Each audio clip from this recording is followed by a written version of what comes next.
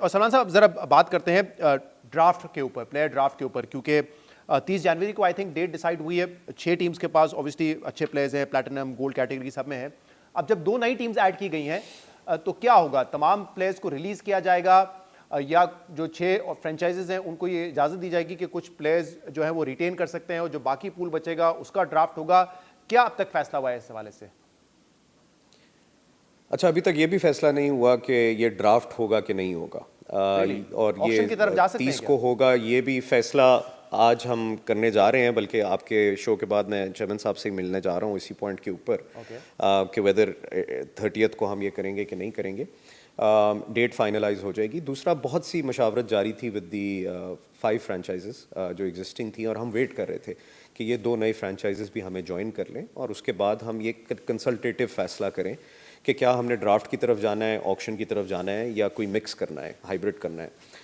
तो ये सारी चीज़ें डिस्कशन हो गई भी। अब 2 नई के साथ हमने जो फ्रेंचाइजेज आई हैं उनके साथ बैठना है और उनके साथ बैठ के फ़ैसला करना है और मुशावरत के बाद इंशाल्लाह हम जल्दी अनाउंस करेंगे कि किस तरफ जा रहे हैं।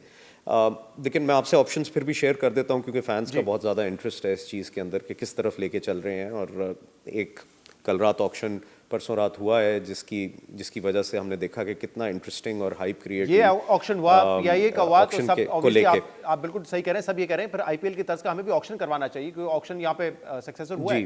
जी सो कुछ जो एग्जिस्टिंग फ्रेंचाइजेज हैं उनका व्यू ये है कि जी देखें, जो प्लेयर ड्राफ्ट है उसके अंदर कंपेटिटिव होता है। हमने कैटेगरीज बनाई होती हैं और हर कैटेगरी में से कुछ लोग लिए जा सकते हैं, तो उसकी वजह से एक बैलेंस जो है वो बना रहा है पिछले 10 साल के अंदर। और हमने इसका रिजल्ट देखा ग्राउंड के ऊपर भी कि जब बैलेंस टीम्स होती हैं कंपेटिटिव रहता है और उसकी वजह से लास्ट ओवर फिनिशेस भी हो रही हैं, लास्ट बॉल फिनिशेस भी हो रही हैं। तो एक अच्छा इस्टेब्लिश मॉडल है, आप इससे क्यों हटना चाहते हैं? एक कुछ फ्रेंचाइजेस का व्यू ये है। वो ये भी कहते हैं कुछ फ्रेंचाइजेस के जी देखें प्लेयर्स तो अच्छे आ ही जाते हैं और इसी प्राइस रेंज में आ जाते हैं, तो आप क्यों इससे ज़्यादा आगे बढ़ना चाह रहे हैं? कुछ का व्यू ये है कि जी देखें रिटेंशंस कम करें, स्पेशली नई फ्रेंचाइजेस का भी आई एम श्योर यही व्यू होगा कि जी आप 0 पे लेके जाएं, एक रीसेट करें, ये एक फॉर्मेट चेंज होने जा रहा है। तो इस वक्त इज़ द राइट टाइम कि आप कंप्लीट रीसेट करें, सारे प्लेयर्स को पूल में फेंकें और लेट द मार्केट डिसाइड कि जी कौन किसको पिक करता है और कितनी अमाउंट में पिक करता है। उसका भी एक एडेड एडवांटेज है of course. On the flip side कुछ फ्रेंचाइज ये कहते हैं जी देखें कुछ प्लेयर्स हमारे साथ एसोसिएटेड रहे हैं for a very long time और हमने उनको इन अ वे ग्रूम भी किया है, डेवलप भी किया है। फैंस की भी एसोसिएशन इसलिए कुछ प्लेयर्स के साथ है, हमारी टीम के साथ है क्योंकि वो हमारे साथ खेलते हैं। तो आप हमसे ये ब्रांड की कंटिन्यूटी क्यों लेके जाते हैं? तो एक मिक्स है ऑफ ओपिनियन। इंशाल्लाह इकट्ठे बैठ के इसके ऊपर जल्दी फैसला करेंगे। लेकिन इसका इस बात से कितना ताल्लुक है, क्योंकि ऑब्वियसली जो लोकल प्लेयर्स होते हैं वो तो मेन आपके प्लेयर्स होते हैं चाहे कोई भी लीग हो, लेकिन ऑब्वियसली ऐड वैल्यू करते हैं जो इंटरनेशनल प्लेयर्स आते हैं, लोगों का इंटरेस्ट होता है, जो फैंस देखने जाते हैं उनका इंटरेस्ट होता है।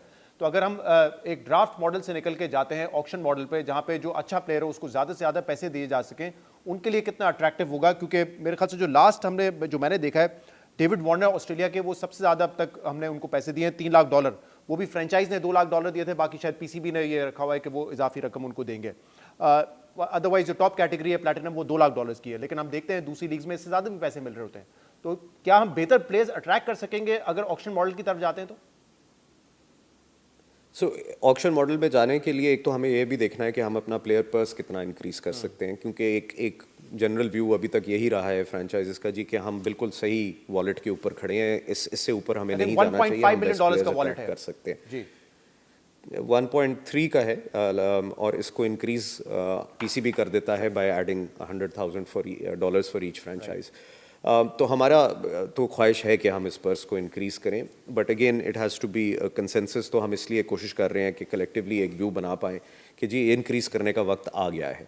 और एक और चीज़ है जो हम एक्सप्लोर कर रहे हैं, वो एक डायरेक्ट साइनिंग्स की ऑप्शन है कि कुछ प्लेयर्स को डायरेक्टली फ्रेंचाइज जाके साइन भी कर ले, और जहां फॉरेन प्लेयर्स को एडिशनल पैसे मिल रहे हैं ऑक्शन के थ्रू या डायरेक्ट साइनिंग के थ्रू बाहर की दुनिया में, लोकल प्लेयर्स को भी मिलने चाहिए। और चेयरमैन साहब का इस पर भी बड़ा एक स्ट्रॉन्ग व्यू है कि जी हमारे local players are the ones that make the real value for HBL PSL, तो इनको भी उसके हिसाब से रिम्यूनरेशन मिलनी चाहिए। तो ये सारी बातें हैं, इंशाल्लाह अगले कुछ दिनों के अंदर इसके ऊपर मशावरत के बाद फैसला कर देंगे। राइट। और ये भी क्या आप तय हो गया कि जो IPL की विंडो है वही PSL की विंडो रहेगी? इस साल तो ऐसा ही है, पिछले साल भी था, और पर्सनली मैं ये काफ़ी डिस्कस करता रहा हूँ अपने जो मैं बात करता हूँ पीएसएल के वाले से, ये बहुत लेट हुआ है क्योंकि फेब का टाइम ऐसा होता है जहाँ पे Australia, New Zealand, south Africa, India, यहाँ पे सीरीज हो रही होती हैं और जब ये 4 टीमें खेल रही होती हैं तो ऑब्वियसली इनके मुखालिफ 4 टीमें होती हैं, यानी कि 8 जो टीम्स हैं उनके मेन प्लेयर्स तो इंटरनेशनल ड्यूटीज़ पे होते हैं। तो ये बहुत पहले कर लेना चाहिए था, लेकिन अब ये हतमी फैसला है कि आईपीएल की विंडो में ये रहेगा क्योंकि जो प्लेयर्स आईपीएल नहीं खेलेंगे वो फिर एटलीस्ट पीएसएल में आ जाएंगे। इंटरनेशनल एंगेजमेंट्स इस टाइम पे इतनी नहीं होती मार्च अप्रैल के सीजन में। जी, और यही वजह बनी जिसकी वजह से पिछले साल और इस साल भी हमने यही विंडो देखी। एक ये वजह बनी और एक वजह ऑब्वियसली यही थी कि आईसीसी के इवेंट्स थे फरवरी और मार्च में, जिसकी वजह से हम अपनी ट्रेडिशनल विंडो से बाहर आ गए। और ये एक obviously well thought out logical फैसला था कि यही विंडो बनती है और आगे हम देखेंगे। ऑब्वियसली 8 टीम्स आ गई हैं, विंडो भी आपको ज़्यादा चाहिए, मैचेस भी ज़्यादा होने जा रहे हैं। तो क्या आजकल के क्रिकेटिंग कैलेंडर में इतनी बड़ी विंडो है कि हम इतने अच्छे मैचेस और कम्पिटिटिव मैचेस जो हैं वो स्प्रेड आउट करके एक विंडो में करा सकें? सो ये सारे फैसले डेटा के ऊपर होंगे। ऑब्वियसली ये वाला सीज़न ख़त्म होगा, आगे आईसीसी का फ्यूचर टूर्स प्रोग्राम है, उसके अंदर भी देखना होता है कि जी कौन सी सीरीज़ कब हो रही है और हमारे लिए क्या बड़ी विंडो ऐसी बन सकती है जिसमें हम खुल के मैचेस करा सकें, ज़्यादा डबल हेडर्स ना कराने पड़े, और कितने प्लेयर्स अवेलेबल होंगे उस वक्त। तो हतमी फैसला इंशाल्लाह एचबीएल पीएसएल 11 के डेटा कलेक्शन के बाद होगा। सही, क्योंकि यहाँ पे हम अगर compete भी कर रहे होंगे तो सिर्फ आईपीएल से करेंगे और ऑब्वियसली compete एज एन ऐसे कि जब इंटरनेशनल प्लेयर्स ऑब्वियसली प्रेफर करेंगे वहाँ पे क्योंकि वहाँ पैसे ज़्यादा मिलते हैं, इकॉनमी बड़ी है। मैं भी देख रहा था कि एलएसजी जो उनकी सबसे चीपेस्ट टीम है वो 7,090 करोड़ में जो है वो उसकी बिड लगी थी। तो ऑब्वियसली उनकी इकॉनमी पाकिस्तान से 10 गुना बड़ी, वो कंपैरिजन तो नहीं हो सकता, लेकिन एटलीस्ट जो प्लेयर्स आईपीएल में नहीं जाते या बेंच होकर बैठ जाते हैं वो हम अट्रैक्ट कर सकेंगे इस विंडो को अगर हम कंटिन्यू करते हैं तो। जी, एचपीएल पीएसएल की वैसे भी एक बड़ी अट्रैक्टिव चीज़ यही है कि इट्स अ शॉर्टर फॉर्मेट, आपका मोमेंटम जारी होता है, प्लेऑफ्स के आसपास पीक करता है और आप 5-6 हफ्ते के अंदर हाई क्लाइमैक्स के अंदर ये टूर्नामेंट ख़त्म कर देते हैं। कुछ लोग ऐसे भी हैं क्रिकेटर्स हमने देखे हैं इस साल जिन्होंने ऑप्ट आउट किया है और उन्होंने चूज़ किया है कि हम रादर एचबीएल पीएसएल खेलेंगे, जिसमें फैफ डुप्लेसी भी हैं, मोइन अली भी हैं और कुछ और नाम भी हैं जो हम वक्त के साथ अपनी मार्केटिंग स्ट्रेटजी के साथ शेयर करेंगे। लेकिन we are an attractive option और कंपैरिजन हम किसी से नहीं करते, हम कहते हैं कि we are in a league of our own. Right Salman साहब, मुल्तान सुल्तान के हवाले से ये कहा गया पीएसएल की जानिब से कि ये हम खुद चलाएंगे। जरा बताइएगा खुद चलाने का क्या मतलब है? जो फी है वो भी आप पे करेंगे, जो अर्निंग्स होंगी वो भी पीएसएल रखेगी, किस तरीके से होगा, क्या सोचा गया इस बारे में? जी बिल्कुल ऐसे ही होगा और ऐसे ही प्लान बन चुका था और इनफैक्ट मोहसिन नकवी साहब ने उस दिन प्रेस कॉन्फ्रेंस में कह भी दिया कि हम चलाएंगे इसको। मेरी थोड़ी सी ख्वाहिश है कि इस वक्त माहौल कुछ ऐसा है और बिडर्स इतने इंटरेस्टेड हैं कि शायद ये मौका है कि हम मुल्तान सुल्तान्स को टेंडर कर दें, लेकिन वो पेपरा की गाइडलाइंस जो हैं और टाइमलाइंस हैं वो भी हम एक दफ़ा देख रहे हैं। मेरी है मैं नकवी साहब को किसी तरह मना लूँ कि मुल्तान सुल्तान्स को भी टेंडर आउट कर देते हैं, लेकिन उनकी भी एक ख्वाहिश है और वो भी बजा है बिल्कुल। वो कहते हैं कि जी मैं ये जो क्रिटिसिज्म हो रहा है, एक तो मैं अल्फाज से नहीं काम करके दिखाना चाहता हूँ दुनिया को, और ये हुआ भी ऑक्शन के ऊपर, लेकिन वो मुल्तान सुल्तान्स की हद तक भी करके दिखाना चाहते हैं कि how a model franchise should be run और how it can be profitable. वो करके खुद दिखाना चाह रहे हैं और दिखा भी देंगे, इसमें भी कोई शक नहीं है।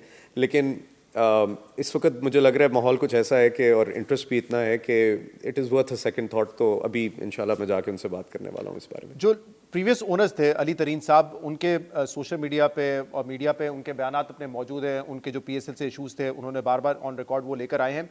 फॉलो आउट हुआ क्यों और रिकनसाइल क्यों नहीं कर सके? बिकॉज कुछ स्टेटमेंट्स मैंने उनके देखे कि मैंने तो कांटेक्ट भी किया पीसीबी से, लेकिन वहाँ से कोई जवाब नहीं आता। मैंने उनको चाय की भी दावत दी कि आए चाय पीते हैं, डिस्कशन करते हैं, और उनका एक बुनियादी एतराज़ ये रहा था कि फ्रेंचाइजेज ऑब्वियसली बड़े स्टेक होल्डर्स हैं लेकिन उनसे इनपुट नहीं लिया जाता।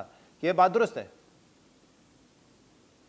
सर देखिए, इस पे हमने हमारी पब्लिक पोजीशन यही रही है कि हम इसको मीडिया पे नहीं डिस्कस करेंगे। जो भी बातें हैं हमें बोर्ड रूम के अंदर डिस्कस करनी चाहिए।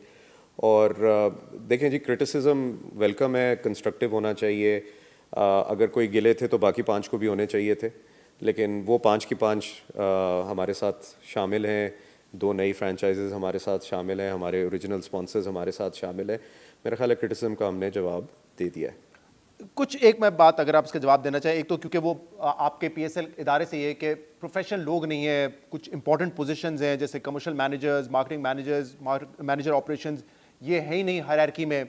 दूसरा फिर वो कहते हैं कि जैसे कराची में लो अटेंडेंस थी तो वहाँ से मैचेस ही ट्रांसफर कर दिए जाते हैं दूसरे शहरों पे, बजाय इसके कि आप व्यूअर्स के लिए एक्सेप्टेबल बनाए कि वहाँ का एनवायरनमेंट इजी एक्सेस हो, स्टेडियम में लोग आए। ये करने में वो कहते हैं नाकाम रहे, यानी कि पीएसएल ग्रो नहीं किया जितना करना चाहिए था। ये उनका एक क्रिटिसिज्म रहा है।